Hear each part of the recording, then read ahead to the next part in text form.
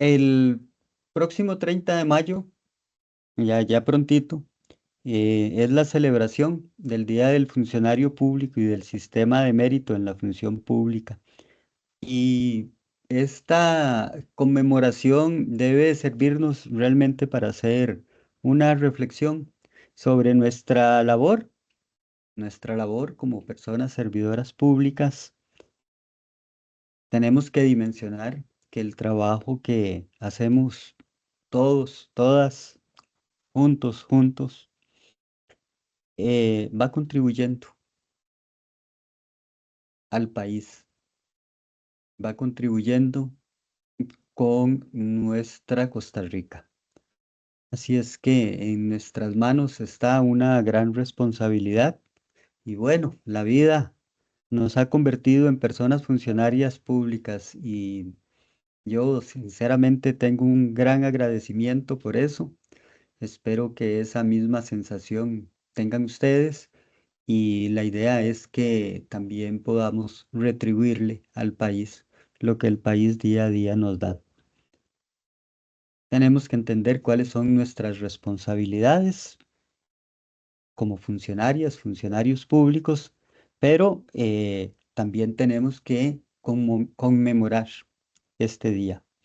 Por eso tenemos esta actividad a cargo de Mauricio Ruth, funcionarios de la Dirección General de Servicio Civil. Adelante, muy buenas tardes, Ruth, muy buenas tardes a Mauricio y a Juan Pablo también. Adelante. Buenas tardes, don Adolfo. Es un gusto para nosotros estar aquí.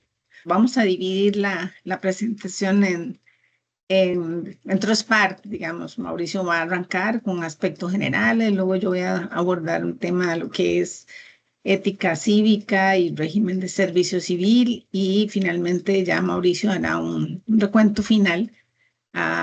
Y a solicitud de don Adolfo, pues comentarles un poco cómo se ha ido gestando nuestra comisión de valores o de ética y valores. Así es que yo por ahora me quedo aquí tras bambalinas y le doy la palabra a Mauricio. Muchas gracias, Ruth. Buenas tardes, compañeros, compañeras del sistema. Un gusto saludarlos. Espero que se encuentren muy bien. El día de hoy vamos, como verdad, les mencionó don Adolfo y como se envió en la convocatoria, el tema es ver de qué forma analizar la importancia de fungir o desarrollarse dentro de la función pública y el compromiso ético que cada uno de nosotros tenemos. Entonces, como les mencionó Ruth, la presentación tiene dos partes. La primera parte es un poquito más como de concepto, como la parte de ubicación, y después se hace como un análisis somero sobre lo que es el tema de la función pública y finalmente entonces lo que es el tema del compromiso y la ética cívica. La siguiente, Juanpa, por favor. Bueno, entonces tenemos, como lo mencionaba don Adolfo ahora hace unos minutos, el 30 de mayo se celebra el Día del Funcionario Público y del Sistema de Méritos en la Función Pública. Esto viene desde el año 2007 con el decreto ejecutivo que ustedes ven ahí en pantalla, el 33657-MP, que este surge en administración Arias Sánchez. Si ustedes notan, prácticamente vamos a cumplir el otro año 20 años de la conmemoración del Día del Funcionario Público. ¿Por qué es importante esto? Porque prácticamente el decreto en mención lo que viene es a, a recordar un poco, ¿verdad?, sobre lo que es la promulgación de un estatuto de servicio civil, ¿verdad?, que está contemplado en la Constitución Política, en el capítulo 15, y a dignificar la función pública, ¿verdad?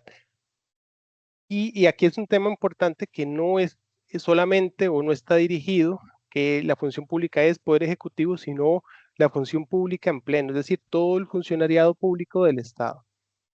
Juan, para la siguiente, por favor.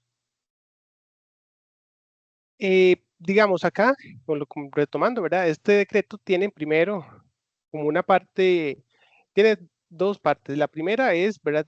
Lo que son los temas directamente relacionados con el régimen, lo que es el tema de la misión, la visión, los objetivos, las políticas del sistema de gestión de recursos humanos.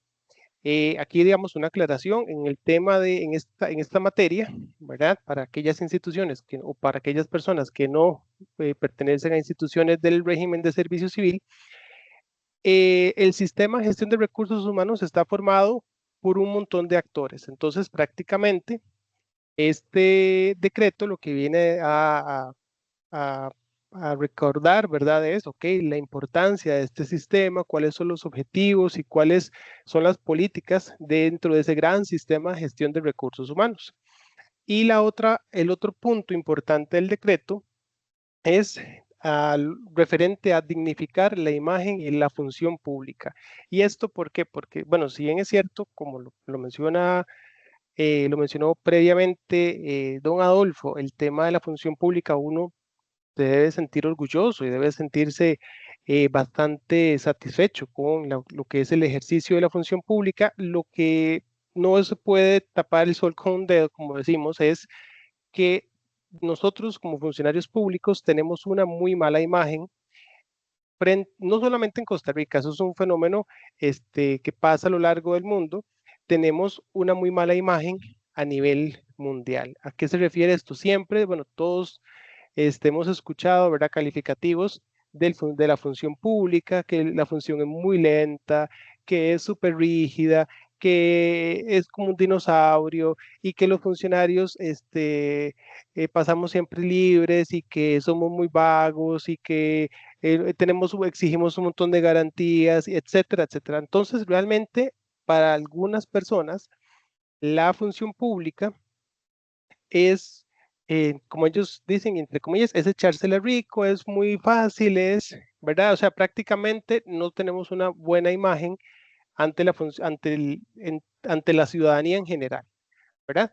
Y también lo hemos visto en diferentes series, en películas y demás. Entonces, ¿qué es lo que pasa? Si el funcionariado público se cree esa imagen, entonces realmente la calidad del servicio que se brinda se va a ver afectado y la misma motivación y el rendimiento y demás va a estar en cadena y entonces al final uno se va a terminar creyendo esa imagen que no es cierta. Entonces prácticamente el otro punto del decreto es, ok, vamos a dignificar la imagen del funcionariado público, vamos a resaltar por qué es importante el hecho de ser un funcionario público y paralelo con esto también vamos a hacer o se insta a hacer actividades formativas para ser conscientes del deber público que tenemos, ¿verdad? Nosotros como en el ejercicio de la función y erradicar cualquier tipo de actividades que tiendan a la corrupción. Entonces, si vemos como en la parte en la línea del tiempo, recordemos que la ley contra la corrupción y el enriquecimiento ilícito se promulga en el año 2004. Creo que el reglamento es en el 2005, me parece, y entonces el decreto, del año 2007, lo que hace es, ok, retoma parte de lo que ya se ha venido hablando previamente y aprovecha la coyuntura y retoma, ¿verdad?, para hacer esfuerzos para erradicar la corrupción, que como lo hemos venido comentando en diferentes sesiones y a lo largo del tiempo, y los mismos compañeros de la Procuraduría de la Ética, este es un tema que necesita permanentemente ser recordatorios, hacer mensajes, campañas, porque muchas veces pues, a uno se le tiende a olvidar o hay algunas acciones que uno no considera que son como contrarias o que inciden negativamente y pues sí lo son. Y esto también, una parte importante, ¿quiénes son los que deben, verdad? ¿Quiénes son los llamados a operativizar este decreto? Principalmente las oficinas de recursos humanos y las unidades de capacitación. ¿Y por qué ellas? Bueno, porque prácticamente podemos decir que en las unidades de recursos humanos o en las oficinas de recursos humanos es donde está el tema bueno, es donde está el proceso de capacitación y es donde está el más llamado, digamos, a estar involucrando a la gente en este tipo de actividades, eh, impulsando y mejorando y dignificando, ¿verdad?, a la función pública y demás. Siguiente, Juanpa, por. Ahora vamos a ver un poquito sobre las generalidades de los regímenes de servicio civil. En esto tenemos un tema así como un poquito filosófico, pero lo vamos a conversar un poquito diferente. Recordemos que el tema de los regímenes de servicio civil, ¿verdad? Esto surge aproximadamente en el siglo XIX, XVIII, XIX, más o menos como el XIX. Y tiene que ver más que todo con una contraposición al sistema que tradicionalmente existía, que era el sistema que se conoce como en países anglófonos se conoce como el spoil system, el sistema de, de quitar, ¿verdad? Entonces, esto significa, o anteriormente lo que ello implicaba es que todas las personas que, que se desarrollan en la función pública están con un partido de gobierno, están trabajando. Cuando pasa el periodo de gobierno, entonces todas las personas que están en la función pública salen y el partido que gobierna tiene que volver a traer gente. Entonces, imagínense, por ejemplo, en el caso nuestro, si bien es cierto, siempre hay un movimiento de personas en la función pública que ingresan y salen, ¿verdad? Que están directamente vinculadas a la parte política. Sin embargo, no estamos, en el caso nuestro, nosotros lo que vemos son los que se llaman los puestos de confianza o de libre remoción, mientras que tenemos un grupo, ¿verdad? Bastante robusto de funcionarios, que somos los funcionarios de carrera, que somos permanentes en la función pública. Entonces, imagínense, por ejemplo, en el caso nuestro, si continuásemos con el spoil system, cada 8 de mayo habría que nombrar a 330,000 funcionarios y el 7 de mayo de 4 años posteriormente, ¿verdad? Habría que liquidar a 330,000. Entonces, el impacto que eso tiene en la función pública, el impacto que tiene en el servicio, el impacto que tiene en la ciudadanía es bastante alto. ¿Por qué? Porque entonces imagínense que no hay una continuidad, ¿verdad? En lo que es el tema de la prestación del servicio, no hay seguridad jurídica, ¿verdad? No hay la imparcialidad que se requiere y lo que podría desarrollarse, ¿verdad? Es un sistema del padrinazgo, ¿verdad? O digamos el tema de los favores políticos y demás. Entonces, ¿cuáles son de los aspectos importantes de un régimen de méritos? ¿Verdad? Como ese es el del servicio civil. El tema de la estabilidad ¿verdad? Que se genera en el cargo. Luego también tenemos el tema de la generación, el desarrollo de una burocracia profesional. ¿A qué nos referimos con esto? Burocracia entendida desde, con un término positivo, es decir, la forma de administración en donde las instrucciones, los procedimientos, el accionar administrativo ya está definido, está estipulado, está claramente anotado y que cualquier persona, digamos, ya sea Mauricio, sea Juan Pablo, sea Ruth, sea Pedro, sea Jesús, etcétera, el que llegue al puesto va a conocer cuáles son los procedimientos, cuál es la instrucción que se tiene que hacer, cómo se tiene que trabajar, etcétera. En ese sentido, entender la burocracia profesional, no entenderla como aquel sistema obsoleto, rígido, que no permite el accionar, que muchas veces tenemos como esa acepción del término burocracia, sino como el ideal con el que se pensó, ¿verdad? En el siglo XIX, de establecer una forma de trabajo, de organización administrativa, en donde todos los elementos estén definidos, preestablecidos, detallados, que sea impersonal, etcétera, etcétera. ¿Verdad? Y finalmente el tema de el personal. Aquí el tema importante en un régimen de méritos es la idoneidad y el mérito, ¿verdad? Entonces, ¿cómo hacemos para seleccionar a las personas? Bueno, hay que someterlos a una serie de pruebas. Las pruebas tienen que ser una serie pueden ser diferentes tipos de pruebas, pero son de forma que permitan medir o identificar a las personas más idóneas, ¿verdad? Las más competentes, las más aptas para el desarrollo de las diferentes tareas. También, entonces, ¿cuál es la persona que va a obtener el puesto? Pues la persona que es más apta y más idónea.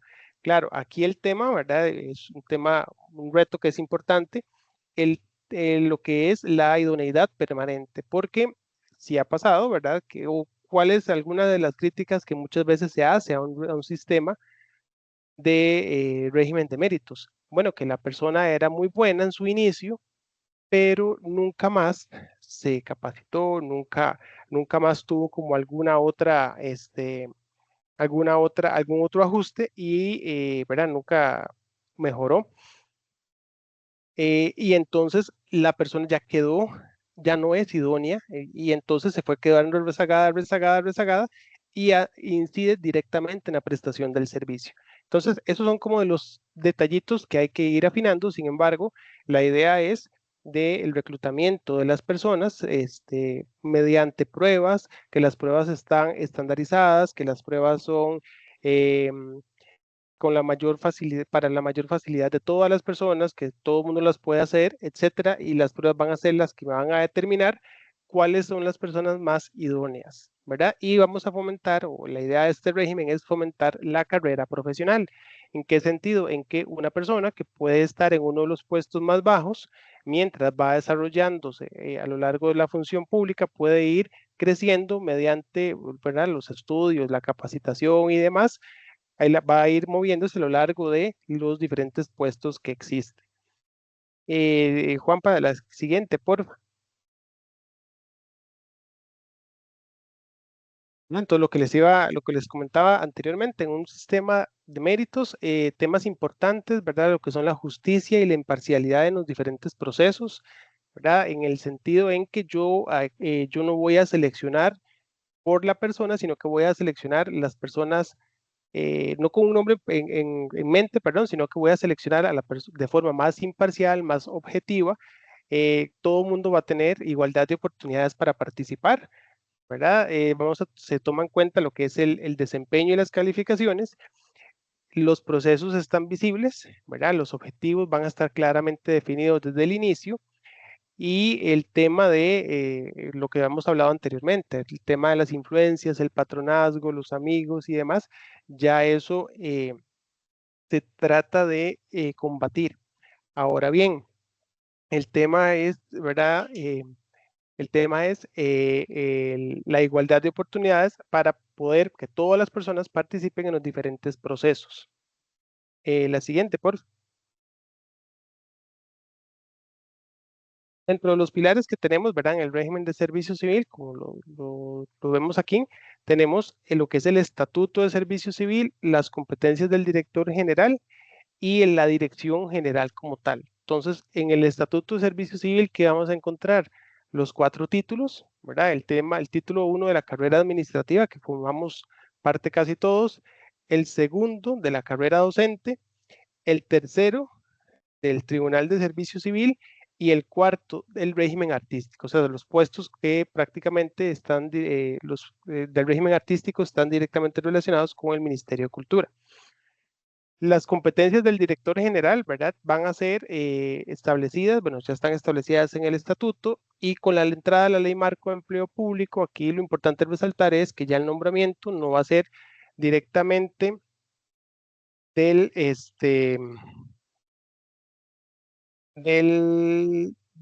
ya no va a ser directamente nombrado por el presidente, sino por el Consejo de Gobierno. Y la dirección general va a ser la dirección general es aquella que le da aquella que le da el sustento la que le da el sustento al director general para poder desarrollar las diferentes competencias y, y desarrollar lo que corresponde al, al director general y al régimen. Siguiente, por favor.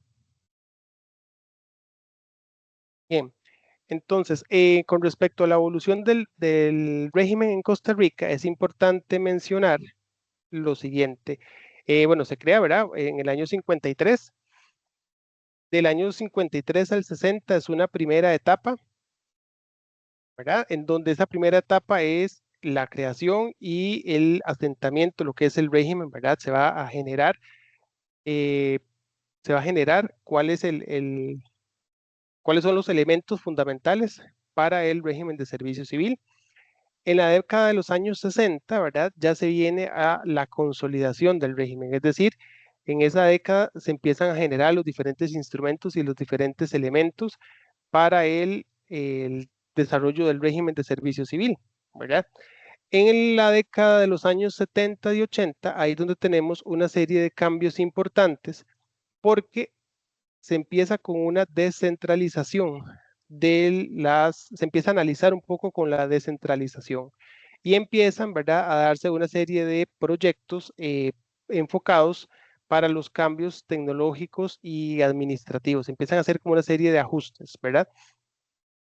Y finalmente estos se empiezan a implementar propiamente ya en la década de los años 90, donde se van a incorporar las oficinas de recursos humanos con las facultaciones, ¿verdad? Porque recuerden, no sé si la mayoría conoces un poquito la historia, pero las oficinas de recursos, o sea, todos los trámites que hacen hoy las oficinas de recursos humanos que pertenecen al régimen, las hacían de forma centralizada la Dirección General. Entonces, ya entre los años 70 y 80 empezaron a darse cuenta que no era factible que nosotros mantuviéramos todo eso centralizado, sino desconcentrando competencias y siendo más que todo un órgano rector y fiscalizador, como se consignó posteriormente. El siguiente, por favor. Muy bien. En estos últimos 25 años que hemos desarrollado, bueno, entre el 2000 y 2006, ¿verdad? Se empieza con un proceso de proyección, a pesar de que hay restricciones presupuestarias. En este sentido, las, no, las, se empiezan a realizar una serie de acciones, se empiezan a hacer una serie de acciones para proyectar la dirección, porque no estaba muy posicionada en la función pública, ¿verdad? Por lo menos en el régimen sí, pero mucha gente fuera del régimen, muchas instituciones tal vez no conocían o no sabían qué hacíamos nosotros como tal. Entre el año 2006 y 2014, en estos 8 años, se desarrollan varios aspectos importantes. Por ejemplo, temas incorporan las diferentes TIs, ¿verdad? Las diferentes tecnologías de información en la dirección, ¿verdad? Empieza también a automatizarse un montón de procesos que antes eran de forma manual y se empiezan a desarrollar los diferentes sistemas de gestión de calidad. Posteriormente, entre el 2014 y el 2022, se empieza a hablar en ciertos temas sobre empleo público, sobre el salario global, se empiezan a hacer una serie de análisis. ¿Por qué? Porque prácticamente ya eran los momentos en donde se estaba participando como miembro observador de la OCDE y eran temas que la OCDE, los diferentes comités tenían, ¿verdad?, para revisión en el país y los teníamos ya que desarrollar. Y finalmente, ¿cuándo se cumple? Bueno, a partir del año 2022, ¿verdad? Cuando se publica la Ley Marco de Empleo Público y los diferentes cambios, bueno, su reglamento y los diferentes cambios en el sistema de recursos humanos, ¿verdad? Que de todo el régimen y por tanto también ha impactado en las diferentes oficinas de recursos humanos del Estado.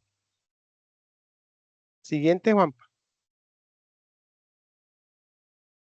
¿Verdad? Entonces, rápidamente, las competencias del director general, ¿verdad? Estas, como les comenté, estaban en el artículo 8, en el artículo 13, perdón, del estatuto y lo que establece son los diferentes procesos. Entonces, en organización del trabajo, ¿qué es lo que tenemos que ver, verdad? Lo que es el diseño, la creación, mantenimiento, los manuales de puestos, los manuales de especialidades, las cargas de trabajo y demás. En compensaciones, la parte salarial, la definición de las escalas salariales, bueno, ahorita la escala de salario global, el diseño de los incentivos, los beneficios y demás. En cuanto al reclutamiento y selección, bueno, la definición de todo lo que son los concursos internos, los concursos ordinarios, las bases de selección, todo lo que tiene que ver con los pedimentos de personal, las ternas, el mantenimiento, el registro de elegibles, los puestos del artículo 15 del reglamento del estatuto. ¿Estos cuáles son? Estos son puestos, por ejemplo, de que no requieren, que requieren una cualificación, ¿verdad? Y que son propiamente son desconcentrados, es decir, las oficinas de recursos humanos de los diferentes ministerios son los que se encargan del reclutamiento de estos puestos. Por ejemplo, de los cocineros, de los asistentes de cocina, de los choferes, de los guardas, de los misceláneos, etcétera. La siguiente, porfa. En estos otros tres, ¿verdad?, temas que vemos acá, en lo que es la parte de capacitación y desarrollo, que es el CECADES, son todo lo que es la normativa y las políticas y las estrategias que hay en materia de capacitación del personal, la profesionalización de la función pública, etcétera. También se tiene, ¿verdad?, en algunas instancias desarrollado un poquito lo que es la parte formativa, ¿verdad?, lo que es el tema de los contratos de estudio, ¿verdad?, para que los funcionarios públicos puedan estudiar y puedan ir creciendo en la carrera profesional. Luego está el tema de la gestión del desempeño, que el tema de la evaluación del desempeño y todo lo que conlleva, ¿verdad? Cómo está conformada, los diferentes parámetros que la determinan y demás, está también contemplada. Y la gestión de recursos humanos son todas las otras actividades que no se han mencionado, ¿verdad?, que le corresponden a una oficina de recursos humanos, como lo que son los movimientos de personal, los nombramientos interinos, los nombramientos en propiedad, los ascensos, los descensos, los cambios de especialidad, las resignaciones, las recalificaciones, las permutas, etcétera. Todo lo que tiene que ver propiamente con una oficina de recursos humanos es esta parte de acá. Y en temas de la asesoría jurídica, en este caso, está más que todo relacionado con criterios jurídicos sobre proyectos de ley, sobre la aplicación del estatuto, de los diferentes reglamentos, etcétera. ¿Verdad? Entonces, todos estos elementos son, ¿verdad?, aspectos que el director general tiene, ¿verdad?, que le asigna el reglamento y el estatuto y que la dirección va a impulsar. Ahora, nosotros, ¿cuál es el impacto, verdad, que nosotros hemos tenido? ¿Cuál es el impacto, la importancia que esto tiene? Pues bueno, recordemos si nosotros como dirección general somos un órgano asesor, contralor y proveedor de ayuda técnica a las oficinas de recursos humanos, prácticamente nosotros lo que estamos haciendo es apoyando, o sea, estamos empujando una ruedita del sistema para que todas las diferentes oficinas puedan dar, que pertenecen dentro del régimen, ¿verdad? O que tengan que aplicar la normativa como la Ley Marco de Empleo Público y su reglamento. Nosotros coadyuvamos, atendemos consultas, aclaramos dudas, revisamos algunos elementos que haya que revisar, ajustamos instrumentos para poder impactar de forma positiva el servicio público, ¿verdad? Porque recordemos que al final, el fin de nosotros como funcionarios públicos es impactar positivamente la función pública y a la ciudadanía. La siguiente, Juan.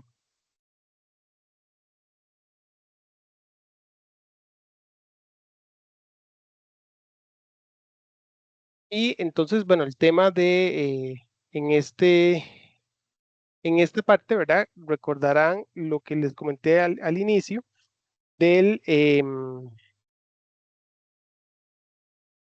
les había comentado al inicio, ¿verdad?, que en la Constitución, en el título 15, existen dos artículos, el 191 y el 192, en donde se establece, ¿verdad?, que va a haber un estatuto de servicio civil que regula las acciones entre el Estado y los servidores públicos. Y finalmente, en el 192, lo que dice es que el nombramiento es con base en una idoneidad comprobada, ¿verdad? Y que, obviamente, para mover un funcionario público, ¿verdad?, tiene que ser por reducción forzosa, por un despido justificado. Pero aquí los temas relevantes sería el tema que para las relaciones entre el Estado y los servidores va a existir un estatuto de servicio civil, ¿verdad? Y el 192 lo que va a decir es la importancia, resalta la importancia de los nombramientos con base en idoneidad, ¿verdad? O sea, en el mérito de la idoneidad son los elementos fundamentales para los nombramientos de los funcionarios públicos. La siguiente, Juanpa. ¿Verdad? Por ejemplo, propiamente nosotros, en la dirección general, los valores que tenemos, que se han determinado, ¿verdad? En conjunto, ¿verdad? Con todos los compañeros, son estos que vemos acá, ¿verdad? El respeto, la colaboración, compromiso, compañerismo, compromiso social y esfuerzo. La siguiente. Y aquí vemos un aspecto importante, ¿verdad? Que es el decálogo de la persona servidora, ¿verdad? Que aplica para tanto la dirección general como para en temas generales para el régimen, el juramento constitucional, la lealtad, la vocación de servicio, que esto es un tema muy importante que se lo hemos comentado con don Adolfo, que el servicio, la vocación de servicio, o sea, nosotros como funcionarios públicos estamos llamados a servir a los demás, a la ciudadanía, ¿verdad? Y no llegar a la función a cumplir un horario y listo. La probidad, que es un aspecto importantísimo que ya se ha mencionado ampliamente en estas sesiones y por los compañeros de la Procuraduría de la Ética. La honradez, responsabilidad, la competencia, qué tan competente soy yo, ¿verdad? Que yo pueda desarrollar mis labores de forma correcta, con base en todo lo que la organización me está proveyendo, las funciones que me están dando, ¿verdad? Que me están asignando. Luego la eficacia y la eficiencia, el civismo y la transparencia. Siguiente, Juan. Por ejemplo, nosotros ya aquí a lo interno, ¿qué acciones hemos hecho en materia de integridad, ética pública y lucha contra la corrupción? Bueno, se han dado ciertas charlas entre, por ejemplo, la comisión institucional, ¿verdad? Se han dado varias charlas, actividades de reflexión, campañas, también se ha dado formación y capacitación con los compañeros de la Procuraduría de la Ética en temas de cursos de autoevaluación, las charlas, ¿verdad? Que ofrecen los compañeros del Centro de Capacitación y Desarrollo. También estamos nosotros como institución, ¿verdad? Igual que la mayoría de ustedes, participando en la estrategia nacional de prevención de la corrupción con equipos de trabajo y tareas concretas. La siguiente, por favor. Y entonces aquí les voy a dar una introducción al tema siguiente, ¿verdad? Que es de ética cívica, y este tema lo va a abordar la compañera Ruth. Gracias, Mauricio.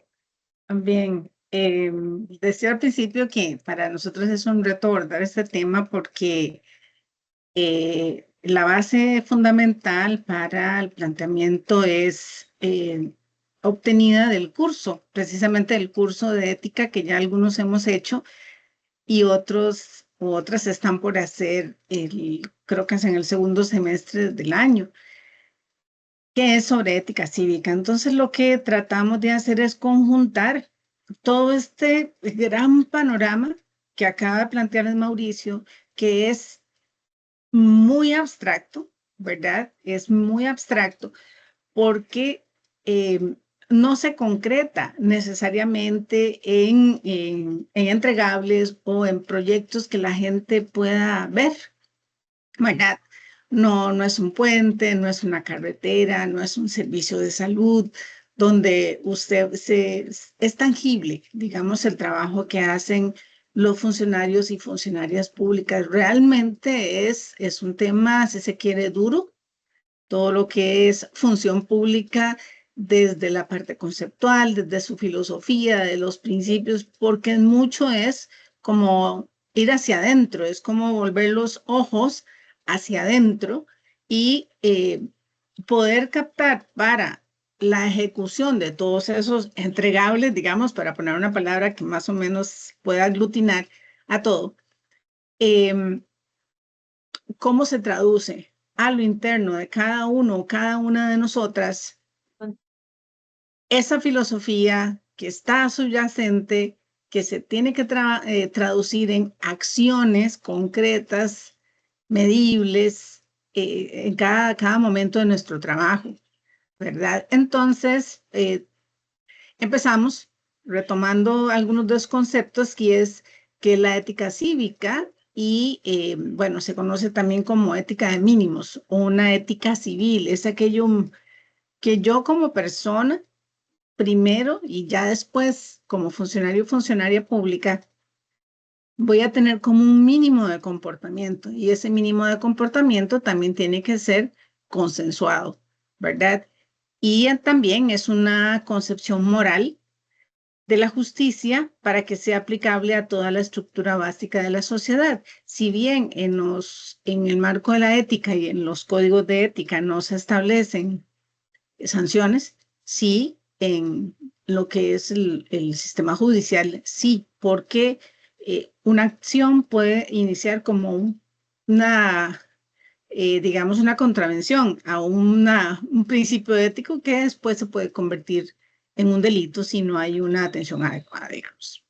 Entonces, contiene aquellos mínimos de justicia por debajo de los cuales una sociedad no debe caer sin perder su moralidad. Y también el cumplimiento de esos comportamientos mínimos de justicia desde el ámbito del Estado. Si nosotros analizamos, Juan Pablo, si gusta, pasamos a la siguiente. Si nosotros analizamos todo lo que a nosotros se nos impone, para decirlo así, el Estado en su potestad de imperio y cualquiera que sea el régimen. O sea, nosotros hoy hablamos del régimen de servicio civil porque se creó un estatuto específico, pero no quiere decir que todas las otras leyes orgánicas o el estatuto policial no sean regímenes de servicio civil, ¿verdad? Porque tienen más o menos una estructura similar eh, para que el Estado pueda manejar, digamos, a nivel presupuestario, a nivel de gestión de recursos, etcétera, una serie de cosas que todos tenemos que compartir.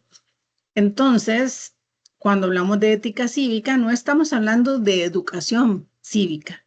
Es claro que nosotros, si trabajamos para el Estado costarricense y nos hacen una pregunta que tiene que ver con educación cívica, deberíamos saberla, ¿verdad? Deberíamos tener una referencia clara, no importa si yo soy médica o si soy ingeniera informática o si alguien es no sé, un contador, la, la, el uso, el ejercicio de la profesión técnica per se, no lo separa de esa parte cívica o de ese compromiso que nosotros desde la función pública tenemos que tener. Pero no es, la ética cívica no es que yo te voy a hacer, no, vamos a hacer solo actos cívicos y cantar el himno nacional, etcétera, sino que eso tiene que traducirse casi como en un comportamiento moral, si queremos usar una palabra un poco fuerte, eh, con respecto a nuestro comportamiento personal y con las personas a quienes le brindamos servicios. Entonces, por eso se dice que es una ética laica, no tiene religión, no tiene partido político, ¿verdad? Hace posible la convivencia entre personas de distintas religiones, ateas, agnósticas, que comparten unos valores sociales mínimos. En ese sentido, la existencia de las leyes muchas veces nos ayuda a regular, ¿verdad? Ciertos comportamientos de las personas con respecto a otras, ¿verdad? Porque alguien puede ser ateo, pero yo tengo ese derecho de ser ateo, pero nadie me puede discriminar por no creer en Dios, ¿verdad? Entonces, ahí, digamos, el Estado establece esa protección y en nuestro actuar hacia las demás personas, tenemos que respetar ese principio, aunque a veces no nos guste. Seguimos. Juanpa. Algunos principios relevantes de la ética cívica es la libertad, que nos permite como personas, como individuos, elegir cómo vivir nuestras vidas, siempre con responsabilidad y respeto hacia los demás. La igualdad, que garantiza que todas las personas tengan las mismas oportunidades y derechos, eliminando la discriminación y promoviendo la justicia social. Aquí yo quiero poner un ejemplo. A veces cuando la gente habla de los movimientos LGBTQ+, pues hay todo tipo de reacciones. Entonces me dicen, bueno, es que el tema LGBTQ, yo no, eso ya no es un tema. Para mí no es un tema. Eso es una realidad social. Entonces nosotros ya no podemos estar desde nuestros criterios personales tomando decisiones que el Estado mismo está diciendo que tenemos que no promover, vamos a ver, promover el buen servicio para esas personas. Y eso cuesta, ¿verdad? Eso cuesta mucho porque a veces es hasta renunciar a los valores que como seres humanos tenemos. Entonces, tenemos que, como quien dice, ponernos en los pies del Estado que está atendiendo una solicitud de una persona, ¿verdad? También está otro de los principios de la solidaridad, que implica ayudar a los demás sin esperar nada a cambio, fomentando el apoyo, la cooperación y demás. El respeto, por supuesto, reconocer y valorar las diferencias entre las personas, el respeto hacia sí mismo o hacia sí misma, aceptar las formas de pensar y de actuar de las otras Kevin, personas que ¿no? no contravengan las normas fundamentales. Hay un microfonillo abierto. Y la justicia, que todos tengamos un trato equitativo y que se respeten sus derechos. Adelante, Juan. La ética cívica, entonces, en los regímenes de servicio civil se interpreta como aquel conjunto de principios, valores, que guían el comportamiento de las y los funcionarios públicos y la administración pública en general.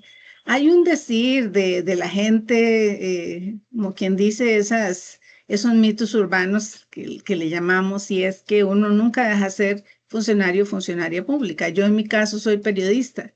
Y yo, aunque no esté trabajando para un medio de comunicación, siempre seré periodista. Y si hay un accidente y yo puedo ir a tomar fotos y se la mando a un colega, siempre lo voy a hacer, ¿verdad? Lo mismo sucede con nosotros como funcionarios y funcionarias públicas. Entonces, cuando salimos en redes sociales, por ejemplo, en una fiesta, ahí todos borrachos, borrachas, haciendo relajo y todo eso, si bien es cierto que es mi prerrogativa, ¿verdad?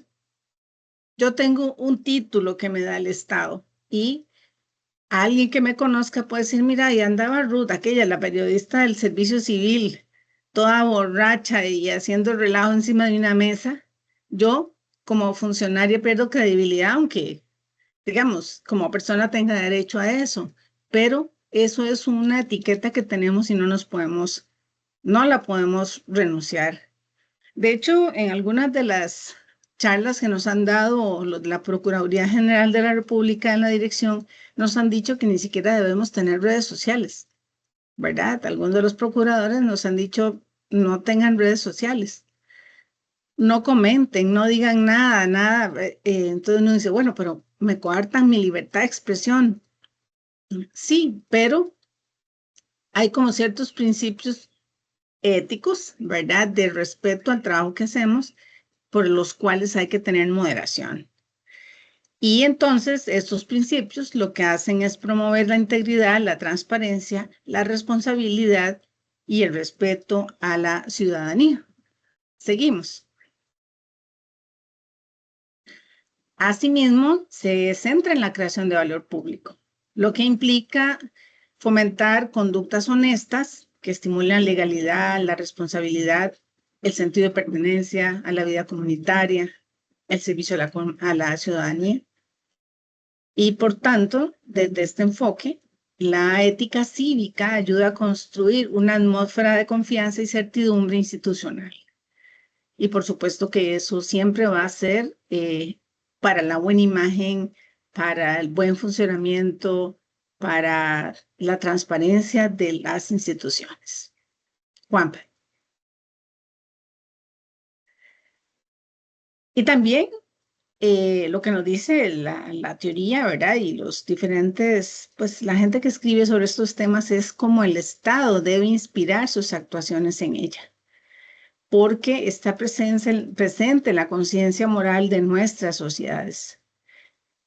Entonces, voy a poner un ejemplo ahora del de todo lo que sucede en esta lucha entre poderes, es una lucha mediática. Se puede dar, sí, por supuesto que sí, estamos en un país con libertad de expresión, pero en algunos aspectos, en algunos momentos, tiene que ganar la prudencia, van a ganar la prudencia, porque desde la parte mediática, nosotros como personas o como funcionarios públicos, no podemos ser quienes juzguen a nadie. Para eso están las leyes, para eso están las instituciones que existen, que se han creado y que como sociedad hemos avalado. Entonces, la moderación, la prudencia, no está reñida contra, digamos, el hecho que uno puede denunciar, de que uno puede plantear una queja o lo que sea, pero en los términos en que, por lo menos a nosotros como funcionarios y funcionarias públicas, nos competa. Ahora, no significa, que esto es muy, muy importante, de que la moral sea propiedad del Estado, ¿verdad? Sino que los principios mínimos y máximos se incorporan a partir de la vida, la idiosincrasia, los derechos, valores o debates presentes en la sociedad. No pertenece ni la instaura el Estado. Por ejemplo, en el caso del Estado confesional, cuando se establece con la Constitución del 49 el Estado confesional, había una gran mayoría católica y aún así se estableció que había libertad de culto. Y en las décadas posteriores, pues ya ha habido movimientos de que no exista un Estado confesional, sino un Estado laico, de manera que no se trasladen los principios de un grupo religioso en particular hacia el accionar del Estado, sino que sea más abierto, ¿verdad? Entonces puede darse perfectamente en cualquier momento una reforma. Por eso dice, no pertenece ni la instaura el Estado. El Estado no me puede decir a mí qué religión debo profesar. Juan Pablo. Para implementar la ética cívica, ¿cómo se hace? Como les digo, estamos en un nivel de abstracción muy, muy alto. Entonces, para llegar ahí, para definir principios, para establecer códigos de ética, por ejemplo, en las instituciones, tiene que haber diálogo. Tiene que haber condiciones sociopolíticas para que se dé ese diálogo y ese consenso o el disenso. Se generan algunos principios mínimos irrenunciables y aceptables por lo que se llama la ética de máximos, que es hasta dónde, cuánto es el máximo de tolerancia sobre una conducta que yo puedo dar dentro del marco de un Estado o de una nación. Los mínimos éticos son útiles para legislar sobre la manera de solucionar problemas de la humanidad global y no son principios neutros. Entonces, esto pasa en la formulación de políticas públicas, en la formulación de leyes, que precisamente cualquier ley se manda a consulta a los diferentes grupos sociales, las instituciones públicas, las ONGs, los sindicatos, para que puedan pronunciarse con respecto a una iniciativa de ley. Lo mismo sucede con las políticas públicas, cuando quieren ser muy democráticas, si se quiere, se invita a la comunidad a que participe, se hacen consultas públicas para poder tener insumos y realizar los productos finales. Juan Pablo. En cuanto a los contenidos de la ética mínima, aquí no me voy a, digamos, no me voy a quedar mucho rato, sino que nada más mencionarles que son contenidos exigibles de la justicia y que son irrenunciables y están basados generalmente por lo menos en el caso de Costa Rica, en los derechos humanos, en una serie de valores guía de la sociedad y lo que se llaman las virtudes patrias. Juanpa. Entonces, la ética cívica o ética de mínimos propone un método para conseguir contenidos mínimos compartidos y poderlos ir ampliando. O sea, se puede evolucionar. cómo evolucionan las sociedades. Juanpa. ¿Y en qué documentos podemos apreciar la incorporación de la ética cívica? Luego que ya nosotros pasamos por un proceso de introspección, de análisis, de conversación, de diálogo, de consulta pública en la Constitución, en constituciones y leyes, en códigos de conducta y de ética, en planes y programas educativos muy importantes, por ejemplo, en Costa Rica, que tanto es tan importante la educación, en los manuales de políticas públicas y cada día más en informes de responsabilidad social. Si bien esto se aprecia más en el sector privado y en algunos, digamos, en algunos países, las acciones de responsabilidad social son sujetas de escudos fiscales, ¿verdad? Todavía, digamos, el Estado por sí mismo no tiene como programas muy particulares, aunque toda acción del Estado, del gobierno, de las municipalidades, de las universidades, todos tienen una responsabilidad social por las implicaciones que lo que les demos, el servicio que brindemos, los productos que generemos, van a tener una incidencia en la ciudadanía. Juan Pablo. El liderazgo ético del funcionario o funcionaria pública, entonces, desde la concepción pura de ética cívica, él nos dice que el ejercicio del liderazgo ético del funcionario público se dirige fundamentalmente a la creación de valor público dentro del ámbito en que opera. El valor público se expresa en la construcción de eso que llamamos lo público, en la satisfacción de las necesidades de las comunidades, en la consolidación de un estilo de gestión pública eficiente y transparente que genere confianza en las instituciones públicas. Ahora que Mauricio mencionaba el tema de la dignificación, de que el Día del Funcionario o Funcionaria Pública busca dignificar, es sumamente importante. En un grupo de colegas que a veces nos reunimos, decimos, bueno, nos tocó nacer mujeres, periodistas, funcionarias públicas, ¿verdad? O sea, llevamos los 3 números ahí anotados, ¿verdad? Entonces dicen, bueno, no. Entonces eso lo hacemos a son de broma, pero también como un método de reflexión, ¿verdad? De que efectivamente estamos en 3 posiciones: el ser mujer, perdón, el ser periodistas, que sea desde lo público o desde lo privado, hay mucho que se puede hacer, y como funcionarias públicas también, en apoyo a todos los programas sociales, a todas las investigaciones que se puedan hacer. Siempre la visión femenina es la visión de las mujeres por su propia condición de ser mujeres. Siempre tiene ángulos distintos y vale la pena, ¿verdad?, exponerlos. Juan Pablo. Entonces, ya casi concluyendo este segmento, los funcionarios públicos en general, pero especialmente aquellos que están en los niveles directivos, tienen una enorme responsabilidad, pero una gran potencialidad de liderazgo para generar las acciones que sean necesarias.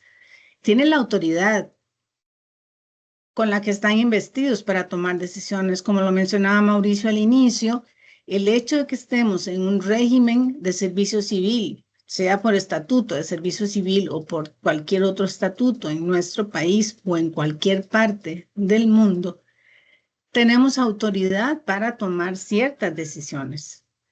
Lo que no debe pasar es que sean arbitrarias, ¿verdad?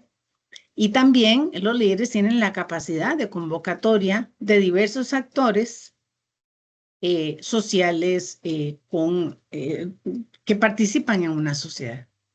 Juan Pablo. Todo funcionaria pública debe ejercer un liderazgo ético que le permita gestionar espacios de diálogo adecuados según las circunstancias orientados a fomentar y promover prácticas donde construya una ética cívica. Como les digo, les decía al principio, la ética es algo que tiene que nacer dentro de nosotros.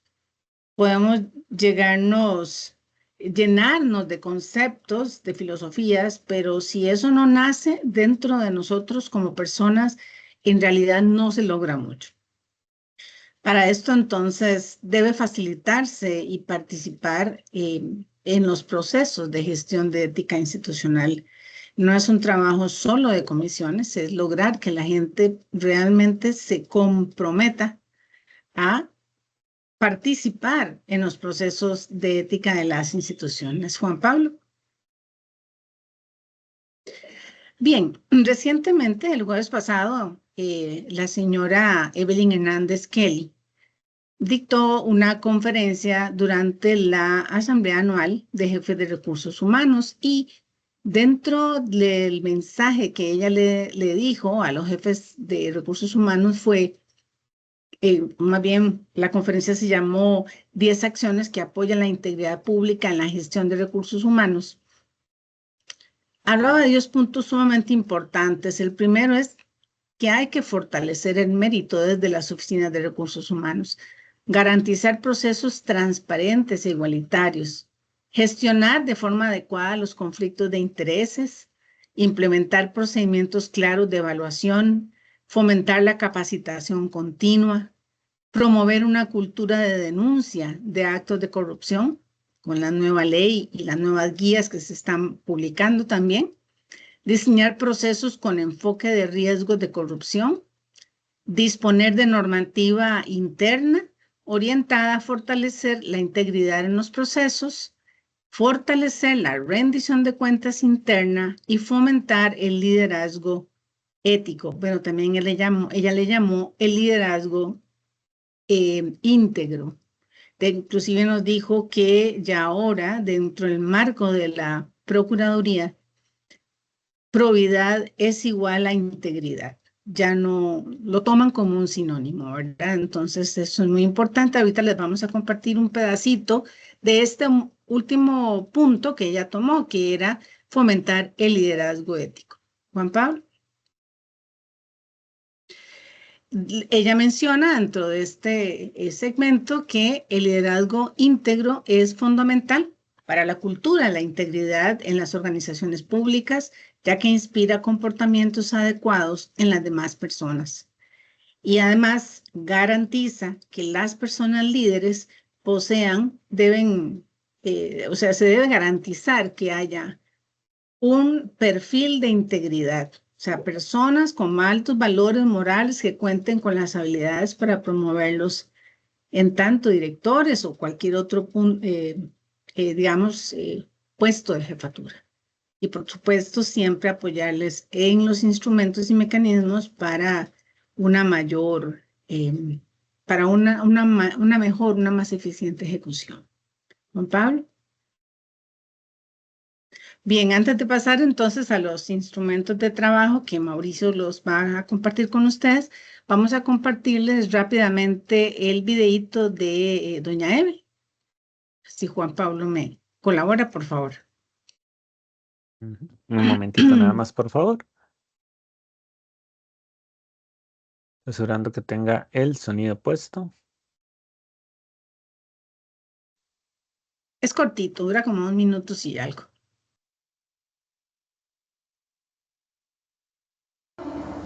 Un tema importantísimo es fomentar un liderazgo íntegro. ¿Por qué es tan importante que dentro de sus oficinas se fomente este liderazgo íntegro? A nivel internacional se habla del efecto cascada, ¿verdad? En el momento en que yo tenga un líder aquí a la cabeza, que sea íntegro, que se preocupe, que vele por la integridad pública, eso se va a diseminar, eso va bajando, ¿verdad? Baja a quién, a todos sus compañeros, a sus superiores, a todos los que estén a su alrededor. Por eso es tan importante que dentro de los procesos que ustedes llevan a cabo cuando se debe de contratar o cuando se tenga que contratar a una persona que va a ocupar un puesto de liderazgo, se preocupen que cuente con todas las capacidades y conocimientos, pero que esa integridad esté muy arraigada. ¿Por qué? Porque ese va a ser el efecto cascada, que va a venir bajando y bajando y bajando. Entonces, no sería nada productivo contar con líderes que no se preocupen, que no velen por esa integridad, ¿verdad? Porque normalmente eso va a bajar así de esta forma. Entonces, es importante que posean un buen perfil de integridad todas estas personas, que tengan valores morales muy altos y que adicionalmente, pues lógicamente, pues cuenten con esas habilidades, ¿verdad?, para ejercer sus funciones. Además de eso, también es importante, ¿verdad?, que dentro de sus oficinas se vele por que estas personas sean capacitadas, ¿verdad?, normalmente, pero también que tengan el apoyo suficiente para realizar sus funciones. Existan una serie de instrumentos, por ejemplo, el control interno. Es importante que, y sé que aquí volvemos, ¿verdad?, el tema sensible, contar con asesores jurídicos que estén ahí a la par, ¿verdad?, velando por toda la legalidad. Y aquí tal vez hago énfasis en que, además de toda la importancia de toda esta parte ética, íntegra de las personas líderes, es muy importante también conocer que nuestra normativa dispone de normas que nos dicen que a mayor jerarquía, mayor es el reproche que se le hace a estas personas que incurren en un acto de corrupción. Entonces, es importantísimo que todas estas personas estén bien formadas, que tengan sus capacidades, pero que igualmente tengan la integridad dentro de su mapa. Hay una frase muy importante que nosotros pues la hemos usado ahí en algunas de nuestras charlas, que es de Manuel Villoli, y él lo que dice es que la clave está en una administración profesional, meritocrática, y donde la carrera de los funcionarios no dependa de los políticos, sino dependa de su propio esfuerzo, de su trabajo y del control que hacen sus pares. Yo creo que es la mejor forma de finalizar, ¿verdad?, esta charla. Vean que el tema del mérito está ahí, ¿verdad?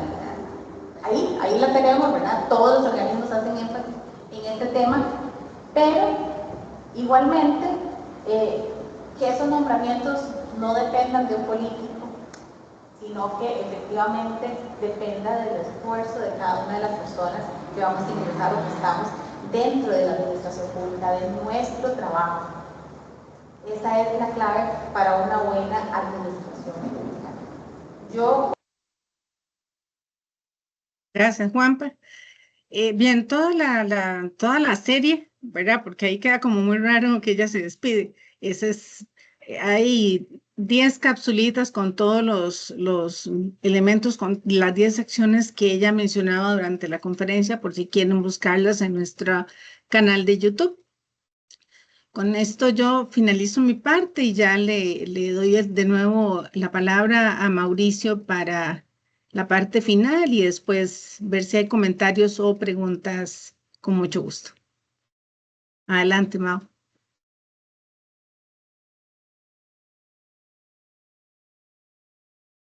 Gracias, Ruth. Ok, para continuar y finalizar, esta tercera parte de la conferencia es más que todo como qué es lo que hemos venido realizando nosotros como Comisión de Valores.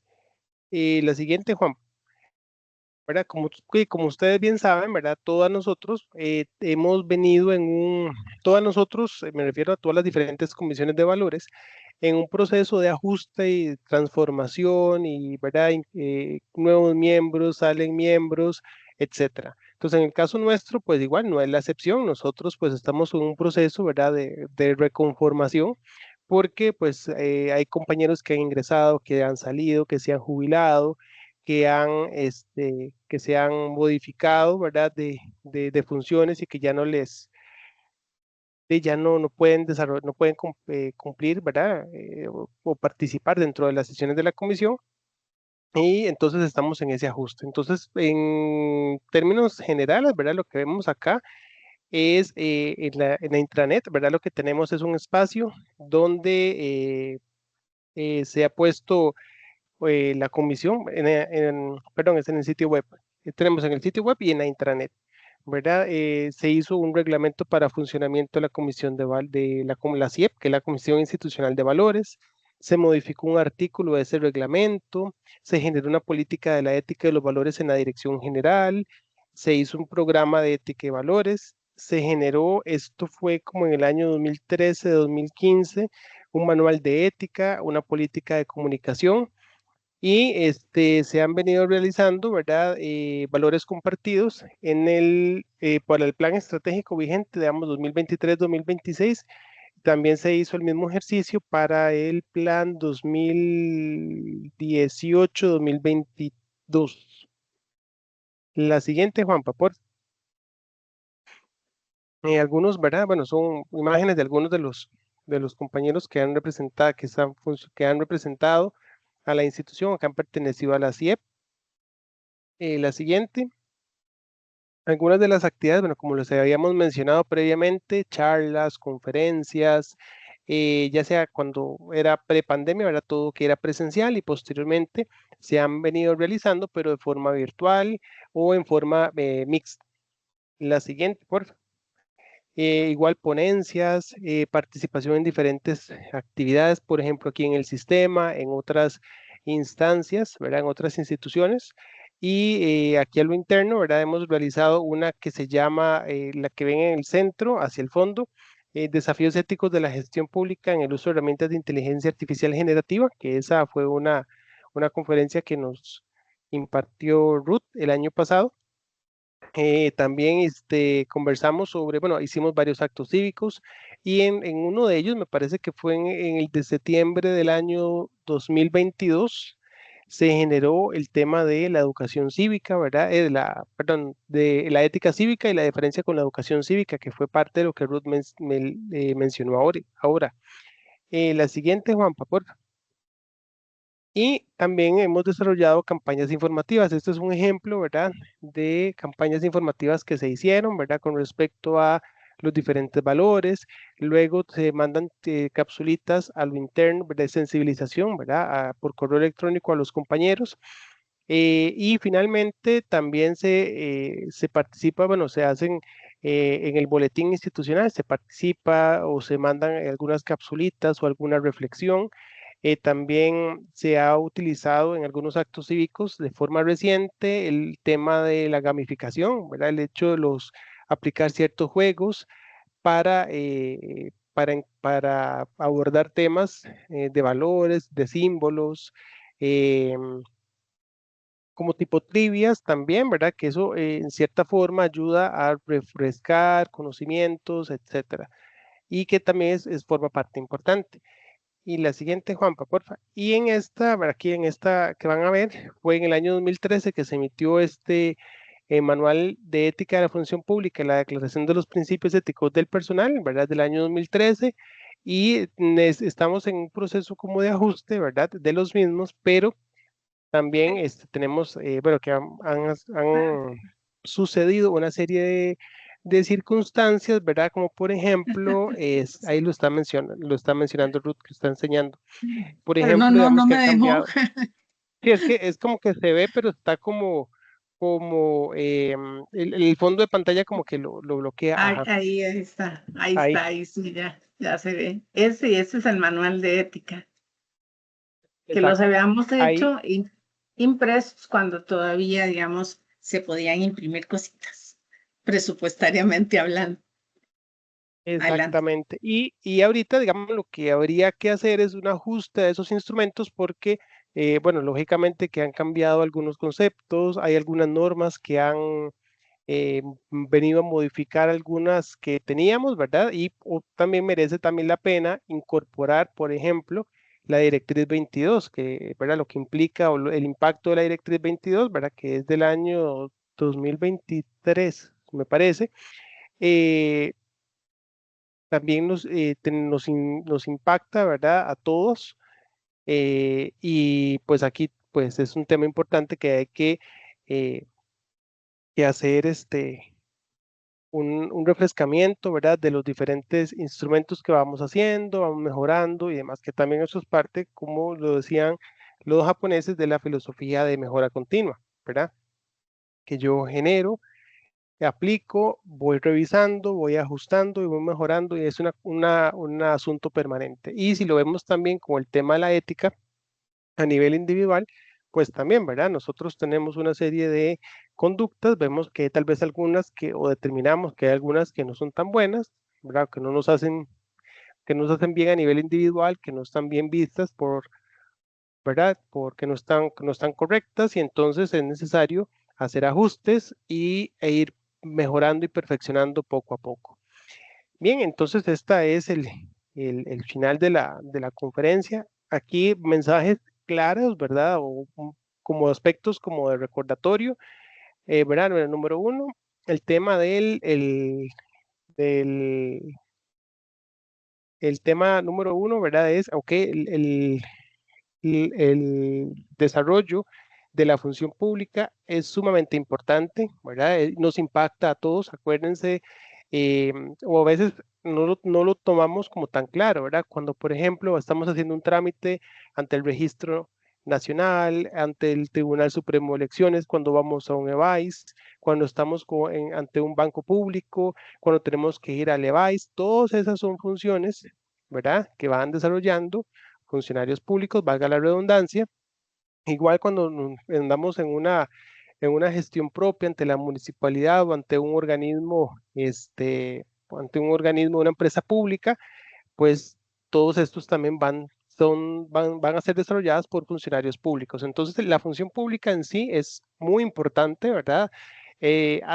Nos impacta a todos desde nuestro rol como funcionarios, como ciudadanos. Y aquí el tema importante también, o el otro tema es, ok, el tema del funcionario público, la importancia del funcionariado público, ¿verdad? Que está llamado a servir, ¿verdad? Y para poder ser un buen funcionario público, tenemos un sistema, ¿verdad? En nuestro país, que es un sistema de mérito e idoneidad, en donde las personas funcionarias acceden a puestos públicos a través de concursos. En esos concursos hay una serie de pruebas. En esas pruebas lo que se busca es que sea el más idóneo, ¿verdad? La persona que sea más competente para el desarrollo del cargo y para que vaya a contribuir positivamente a la función pública. Sabemos que tenemos muchos aspectos por mejorar, sí, como todos los diferentes sistemas, pero pues el de nosotros es un sistema que tiene que es del año 53 y que vamos a cumplir en junio 72 años. Entonces, pues es un sistema que ha venido a contribuir, ¿verdad? A generar valor, que en muchas ocasiones tal vez, y como todos sabemos, eso es muy relativo, no todos, no se puede juzgar a un libro por la portada, como es el dicho, ¿verdad? Es decir, sabemos de que hay personas en la función pública que tal vez no han sido los mejores representantes, ¿verdad? Y que por eso nos han señalado y cuestionado a todos, pero lo importante con esto es, ok, reconocer el valor, ¿verdad? La importancia de la función pública, el papel de la función pública dentro del Estado y también la contribución de nosotros dentro de ese gran engranaje, ¿verdad? Y el otro tema importante es cómo ejercer la función pública cómo ejercer la función pública con todo lo que pasa en el contexto actual, es decir, con todas las restricciones, con las normas, con los requerimientos, con las demandas de la ciudadanía. Entonces, ¿qué es lo que hay que hacer? Bueno, ok, tenemos que cumplir con lo que nos piden, tenemos que aplicar, ¿verdad? El ingenio, ¿verdad? Y el tema es, claro, ¿verdad? De tener claro o tener presente hacia dónde queremos nosotros llegar con nuestra contribución a la función pública, con nuestra contribución al valor público y cómo nosotros, siendo ya sea consciente o inconscientemente, si aplicamos o no la ética o el deber ético y la probidad en el ejercicio de nuestras funciones públicas. Entonces, bueno, eso serían como la síntesis de la conferencia. Muchas gracias a los compañeros, a Ruth, a Juanpa y a todos ustedes, y esperamos que les haya que les haya quedado claro. Cualquier consulta, comentario, duda, pues a la orden. Sí, no tenemos en el chat nada, así que hay dos posibilidades. O entendieron todo o no entendieron nada, Mauricio. Y yo espero, en realidad es mi primera oportunidad, bueno, la segunda de hablar de ética cívica, pero en este, digamos, en este público es realmente pues una gran responsabilidad para nosotros abordarlo con tanta gente, con tanto conocimiento. Así es que, pues, usted nos dice, don Adolfo, porque veo que no hay preguntas ni hay manitos levantadas.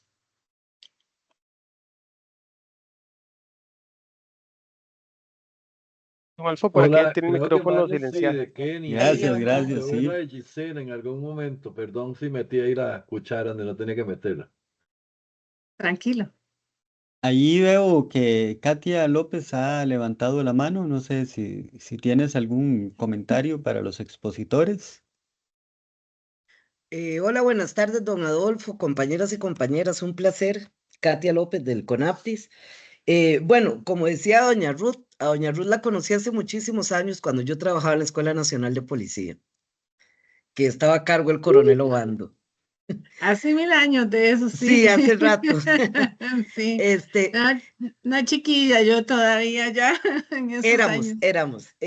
Viera que, digamos, de la parte que ustedes han comentado sobre la parte de la ética y todo eso, a mí sí, la verdad me quedó sumamente claro, ¿verdad? Y les agradezco profundamente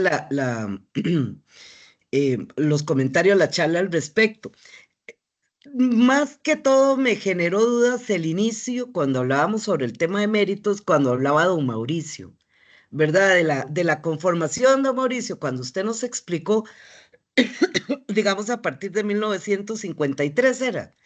Sí, señora. Ajá. Gracias.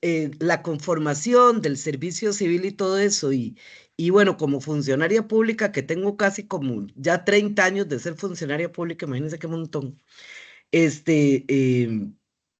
Para mí sí es relevante, digamos, en los últimos tiempos, con el paso de la dirección a otra entidad y demás, bueno, eso es discusión para otro momento, ¿verdad? No analizarlo aquí, que son cosas, digamos, desde la ley marco de empleo público que no estoy de acuerdo.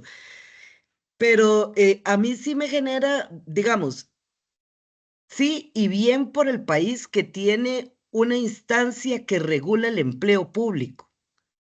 ¿Verdad? Lo que me perdí en esa cronología fue en qué momento esa instancia que regulaba el empleo público terminó regulando solo al Poder Ejecutivo. Ok. O una que otra, ¿verdad? Porque entonces ahí comenzamos a ver la disparidad en cuanto, por ejemplo, a salarios, que la ley marco no vino a solucionar nada, porque sigue siendo para el Ejecutivo. ¿Verdad? Igual que la ley de las finanzas públicas, todo sigue siendo para el Ejecutivo, donde se concentran, digamos, la mayoría de empleados públicos y son esas personas, funcionarias públicas, las que a nivel, curiosamente, de un servicio público son las que menos ganan, ¿verdad? Comparado con instituciones autónomas, semiautónomas y las empresas públicas. Entonces, lo que ahí me perdí, tal vez si usted me ayuda con eso, si siempre fue dirigido a o en algún momento era el rector de todo el tema de empleo público y en qué momento se salieron las demás instituciones y quedó rezagado ese marco de empleo público solo al Poder Ejecutivo. Por ahí sería, no sé si le hice mucho enredo. Gracias. No, pues sí quedó claro. Gracias, doña Katia. Más bien, ahí, sí, a ver, tal vez Ruth ahí me ayuda, si por aquello. El tema, creo que es cuando se genera, ¿verdad? La Constitución del 49, ¿verdad? Que está en el 191, dice que un estatuto de servicio civil regulará las relaciones del Estado y sus servidores. Entonces, en la buena teoría, ahí va comprendido, pues lógicamente, todo el Estado en su máxima acepción. Pero me parece que en su momento, cuando se genera el estatuto, ¿verdad? O no sé si la versión inicial del estatuto en el año 53 traía a todos y posteriormente que en la praxis se empieza y se ajusta y entonces ya pasa a ser en el artículo primero de la cobertura de todo el funcionariado público a solamente poder ejecutivo, ¿verdad? Que por mucho tiempo estuvo limitado, ¿verdad? Tal como usted lo señala, al poder ejecutivo. Sin embargo, ¿verdad? Con esta reciente reforma, en el año 2022, ¿verdad? Con la Ley Marco de Empleo Público, amplía la cobertura del estatuto, ¿verdad? Y entonces ya el estatuto, el artículo 1 ya deja de leerse como entre el Poder Ejecutivo y los servidores del Poder Ejecutivo, sino que más bien es hacia el Estado y todos los servidores, ¿verdad? En su totalidad. Sí, tal vez para adicionar, efectivamente, el espíritu de la ley cuando se aprueba en la constituyente fue, sí, o sea, que toda la gente pudiese, bueno, hay teorías de conspiración de todo tipo, ¿verdad? En eso, pero el espíritu de la ley era ese, que todos los funcionarios públicos, policías, municipalidades, etcétera, pudiesen entrar en un solo régimen de empleo público que se llamaría régimen de servicio civil, tomando como base varios modelos. Uno fue Puerto Rico, otro fue los Estados Unidos, el otro creo que fue Reino Unido, en fin. Y don Carlos Araya Borge, quien era el encargado de la oficina de personal de la Presidencia de la República, fue la persona que el presidente Ulate le dio le dio la tarea de redactar el estatuto. Entonces, él redactó el estatuto y, como usted bien lo dice, doña Katia, hay algo pasó. Entonces, cuando se crea el título del servicio civil en la Constitución Política, ese era el espíritu, pero 3 años, 5 años después, algo pasó que nadie sabe, o sea, de nosotros nadie sabe, inclusive con las entrevistas a la gente viejita de la institución, siempre quedó esa duda, ¿verdad? Porque, ¿qué pasó? Que cuando ya se establece, se promulga el estatuto, se dejó solo a Poder Ejecutivo. Ahora, por eso yo les decía hace un rato porque yo una vez hice esa pregunta, digo, pero ¿por qué no? Pero ¿por qué? Ese estatuto es un estatuto de servicio civil. Y me acuerdo que don Joaquín Arguedas en ese momento me dijo, no, les hacen un error. Todos los que trabajamos para el sistema público tenemos que tener un estatuto, solo que a nosotros nos cubre el estatuto de servicio civil. Me dice, que yo esté de acuerdo, no estoy de acuerdo, me dice, pero no significa que el sistema de contratación y gestión de recursos humanos del Poder Judicial, de la Asamblea Legislativa o de las autónomas esté mal, ¿verdad? Muchos se han creado homologando el sistema, ¿verdad? El régimen de servicio civil, pero ahí sí viene el pero por cuestiones presupuestarias, por lo que sabemos que pasa siempre en estos juegos de poder, da como resultado esto que pasó, ¿verdad? Y entonces a lo largo de los años se ha visto el problema, se intentó con la ley marco de empleo público y bueno, ustedes son testigos en las noticias de todos las espinas que le ha salido, ¿verdad? Que unos quieren, unos no quieren, que si excluyentes, que si exclusivos. Entonces, en el fondo, si queremos ponerlo en buen tico, en plata blanca, esos son los juegos de poder que siempre se dan, ¿verdad? Y los intereses que hay entre los diferentes grupos de presión que jalan para un lado para el otro y que al final entonces las cosas no se concluyeron de la forma en que se pudieron, o sea, se pensaron, Doña ¿verdad? Ruth, Mauricio, tenemos la mano levantada del señor Rafael León también. Sí, adelante, no sé si le Adelante, Rafa. contestamos bien a doña Katia, nada más Eh, para... Pues sí, siguen quedando incógnitas, ¿verdad? Porque Eso yo da sí para un café, doña entiendo, Katy. sí, exactamente, yo, digamos, como politóloga entiendo los juegos de poder, pero es un asunto más allá de la legislación, ¿verdad? Entonces, como, ¿qué fue lo que pasó? Y que a pesar de que ahora hay una ley marco de empleo público, sigue habiendo una brecha increíble, enorme, salarial entre Sí, no. empresas públicas, instituciones autónomas, semiautónomas y las que estamos bajo el régimen del servicio civil. Pero sí, le agradezco montones su respuesta, doña Grut. Don Rafael, buenas tardes, ¿cómo está? Hola, hola, buenas tardes. Muy bien, muchísimo gusto compartir el espacio, de escuchar todos los esfuerzos que han hecho y están haciendo. Era más que todo un comentario, ahora que Mauricio mencionaba el tema de la actualización, ¿verdad? Que estaban planteando de los documentos tanto internos como los que son hacia afuera. Particularmente pensaba en el tema del Manual de Ética en la Función Pública. Esto en relación con el estudio de la OCDE que hizo a Costa Rica en 2023 sobre integridad pública, que uno de los jalones de oreja que nos hizo como país, ¿verdad?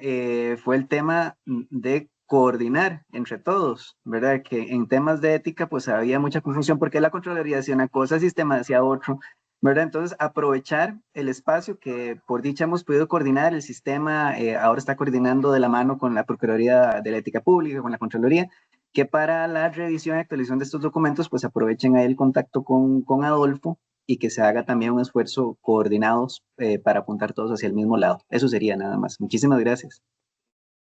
Gracias, don Rafa. En efecto, sí, porque eso era parte, creo que lo que habíamos comentado en algún momento, que como que no nos hablamos y entonces empezamos a generar todos, ¿verdad? Como documentación separada.